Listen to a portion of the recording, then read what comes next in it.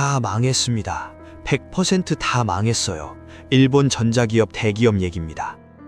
소니, 파나소닉, 샤프, 도시바, 히타치까지 한때 세계 시장을 씹어먹던 이름들이 지금은 전부 몰락했거나 매각당했거든요. TV 하면 소니, 가전하면 파나소닉이라는 공식이 성립하던 시절이 있었는데 이제 그 영광은 역사책에서나 찾아볼 수 있게 됐습니다. 더 충격적인 건 지금 일본 내부에서 나오는 목소리예요. 전기차 분야에서도 일본이 후발주자로 밀리고 있다는 우려가 터져나오고 있거든요. 기술 강국, 장인 정신의 나라 일본에서 도대체 무슨 일이 벌어진 걸까요? 오늘은 일본 가전이 몰락한 진짜 이유와 그 이면에 숨겨진 불편한 진실을 이야기해 보겠습니다.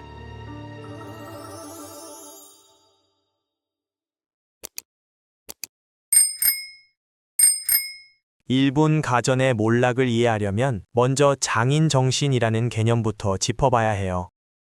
일본의 장인 정신은 한 우물만 파고 거기에 모든 힘을 쏟아붓는 문화를 말하는데요. 전통 공예나 요리 같은 분야에서는 정말 대단한 결과물을 만들어냅니다. 스시 장인이 30년간 밥만 지었다는 얘기 한 번쯤 들어보셨을 거예요. 그런데 문제는 이 장인 정신을 전자제품 분야에 그대로 적용했다는 점이에요.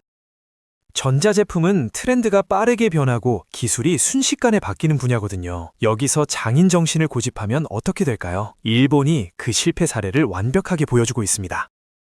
소니를 예로 들어볼게요. 예전에 TV 하면 소니라는 공식이 있었거든요. 소니는 브라운관 TV에 정말 모든 힘을 쏟아부었습니다. 최고의 브라운관 TV를 만들겠다는 장인 정신으로 연구하고 개발했죠. 실제로 소니의 트리니트론 브라운관은 당시 세계 최고 수준이었어요. 그런데 세상은 LCD로 넘어가고 있었습니다. 소니가 브라운관의 완벽함에 집착하는 동안 삼성과 LG는 LCD 패널 기술을 미친 듯이 발전시켰고 결국 소니는 시대의 흐름을 따르지 못하고 뒤처지기 시작했어요. 브라운관이라는 한 우물을 파다가 그 우물이 말라버린 거죠. 21세기는 정말 빠르게 변하고 있거든요. 특히 전기전자 분야는 기술 발전 속도가 어마어마하고 트렌드도 순식간에 바뀝니다. 스마트폰이 나온 지 고작 15년밖에 안 됐는데 세상이 완전히 달라졌잖아요. 이런 흐름에 맞춰서 기업이 빠르게 대처해야 하는데 일본 기업들은 그 대처를 전혀 하지 않았어요.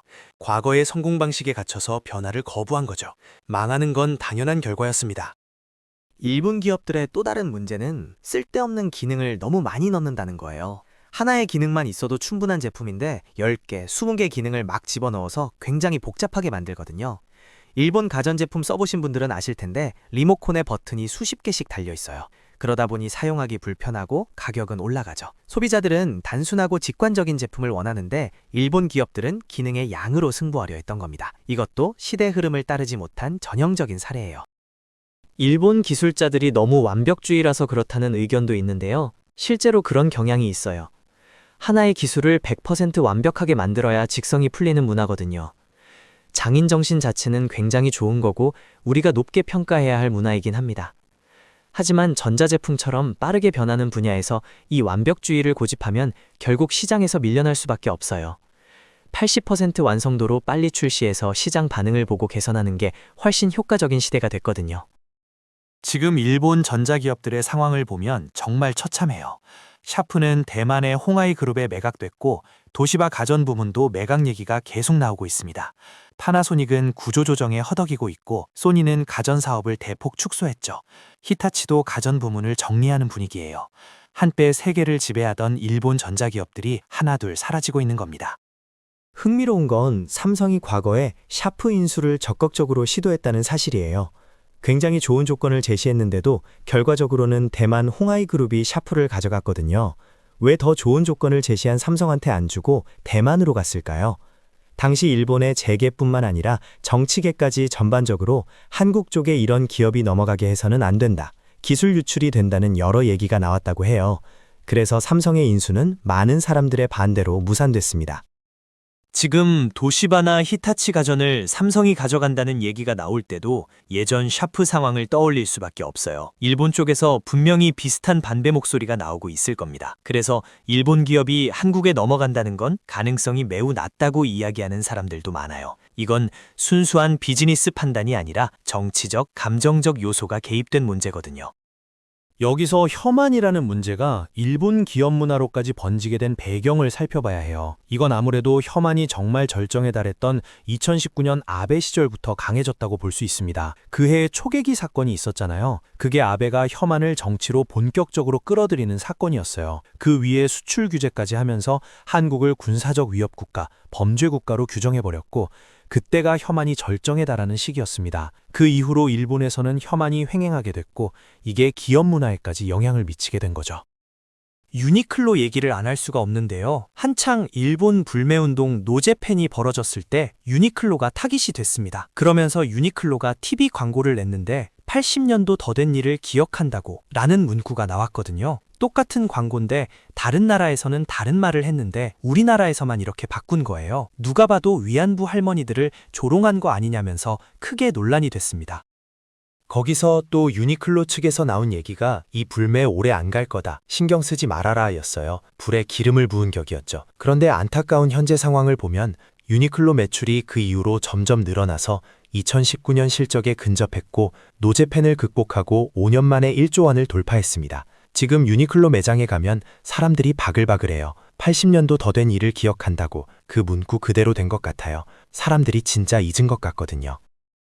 아파호텔도 마찬가지입니다. 아파호텔은 객실에 책을 비치해놨는데 그 책은 호텔 회장 부부가 쓴 건데요. 내용을 보면 1910년 한일 강제합병은 한국 내에서도 찬성파가 다수였고 이후 일본이 인프라 투자를 해줬다. 위안부는 자발적으로 돈을 벌기 위해 나선 것이지 강제로 끌려간 성노예가 아니라는 주장이 담겨 있어요. 난징 대학살과 관련해서는 당시 일본군이 민간인 포함해 비전투원은 한 명도 죽이지 않았고 무장한 게릴라들을 어쩔 수 없이 처형한 것이 전부라는 내용도 들어가 있습니다. 이런 책을 모든 호텔 객실에 비치해두고 있는 거예요.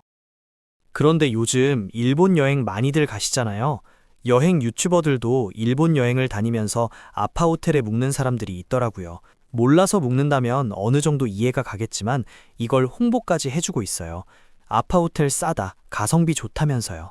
아파호텔은 네트워크 객실 수가 현재 12만 8천실 이상이고 규모나 수익 면에서 일본 호텔 업계 압도적 1위거든요. 24년 11월기 결산에서 매상 2,200억엔, 경상 이익 700억엔을 기록했고 그룹 창사 이래 50년 넘게 한 번도 적자를 내지 않았어요. 이런 호텔을 유튜버들이 가성비라고 홍보해주고 있는 겁니다. 여행 유튜버들이 좀 생각을 해야 한다고 봐요. 그냥 여행만 다니면 된다고 생각하는 사람들이 있는 것 같은데 여행을 가려면 그 나라의 문화, 역사, 정치 같은 걸 좀 알아야 한다고 생각하거든요. 무지한 상태에서 홍보를 해버리면 문제가 되는 거죠. DHC 같은 경우는 좀 다른 결말을 맞았어요. DHC 회장이 혐한 방송까지 직접 했거든요. 자기가 방송국을 만들어서 혐한 방송을 막 했는데 너무 유명해지다 보니까 한국 기업들도 DHC 제품을 팔지 않겠다 했고 한국 소비자들도 DHC 사지 않겠다면서 결국 한국에서 철수했습니다. 그런데 일본에서도 DHC 불매가 벌어졌어요. 차별 기업이다면서 불매가 일어나면서 정말 크게 타격을 입었죠. 결국 DHC는 보유하고 있던 주식 전체를 종합금융회사 오릭스그룹에 매각했고 오릭스는 DHC를 인수하자마자 요시다 회장을 퇴진시켰습니다. 요시다 회장은 어차피 돈 많이 받고 팔았으니까 부자인 채로 남아있겠지만 긍정적으로 보면 DHC라는 회사가 바뀌게 됐고 나쁜 활동을 하는 기업은 이런 결말을 맞을 수 있다는 모습을 보여줬어요. 우리가 이걸 혐한이라는 것으로만 한정지어서 생각하는 것보다 좀 넓게 볼 필요가 있습니다. 일본에서 문제를 일으키는 회사들을 보면 전범기업, 극우기업이에요. 이 기업들이 교과서를 왜곡하는 부분에 돈을 투자하거나 극우 단체에 돈을 주는 행위를 하고 있거든요. 그래서 우리가 일본 제품을 살 때는 이게 전범기업인가, 극우기업인가를 좀 살펴볼 필요가 있어요. 일본 기업이라서 안 사는 게 아닙니다. 극우니까, 전범 기업이니까, 그리고 지금도 나쁜 일을 하고 있으니까 이야기를 하는 거예요. 근본적으로 봤을 때 이 기업들이 하는 행동이 나쁜 행동이잖아요. 이런 기업들의 물건을 사지 않는다는 건 도덕적 소비라고 볼 수 있습니다. 좋은 기업, 좋은 활동을 하는 기업 물건을 사주고 나쁜 활동을 하는 기업 제품은 사지 않는 거죠. 이건 소비자로서 당연히 할 수 있는 선택이에요. 특히 비싼 물건 살 때 생각해 볼 필요가 있어요. 1,000원, 2,000원짜리 사는 건 그렇다 쳐도 몇 천만 원짜리 물건을 살 때 아무 생각 없이 사면 문제가 있는 거죠. 전범 기업 자동차를 아무 생각 없이 산다면 나중에 그 돈이 총알이 되어 우리에게 날아올 수도 있어요. 우리의 목을 스스로 조이는 행위라고 볼 수 있습니다. 일본 가전의 몰락은 단순히 기술력 문제만이 아닙니다. 시대의 흐름을 읽지 못한 경영 실패, 장인 정신이라는 이름으로 보장된 고집, 그리고 혐한이라는 정치적 문제까지 복합적으로 얽혀 있거든요. 한때 세계를 지배하던 일본 전자기업들의 몰락은 우리에게 많은 것을 시사합니다. 변화하지 않으면 살아남을 수 없다는 것, 그리고 소비자의 힘이 얼마나 큰지를 말이에요. 지금 일본에서는 전기차 분야에서도 뒤처지고 있다는 우려의 목소리가 나오고 있어요. 전자기업뿐만 아니라 자동차 산업까지 같은 전철을 밟을 수 있다는 걱정이 커지고 있는 거죠. 하이브리드에 집착하다가 순수 전기차 시장에서 밀리고 있거든요. 또다시 장인 정신의 함정에 빠지는 게 아니냐는 지적이 나오고 있습니다. 결국 시대는 변하고 있고 그 변화에 적응하지 못하는 기업은 도태될 수밖에 없어요. 일본 가전의 몰락은 그 냉혹한 현실을 그대로 보여주고 있습니다. 그리고 우리 소비자들도 단순히 제품의 품질이나 가격만 볼 게 아니라 그 기업이 어떤 가치를 추구하고 어떤 행동을 하는지도 따져봐야 할 때가 됐어요. 도덕적 소비는 선택이 아니라 필수가 되고 있습니다.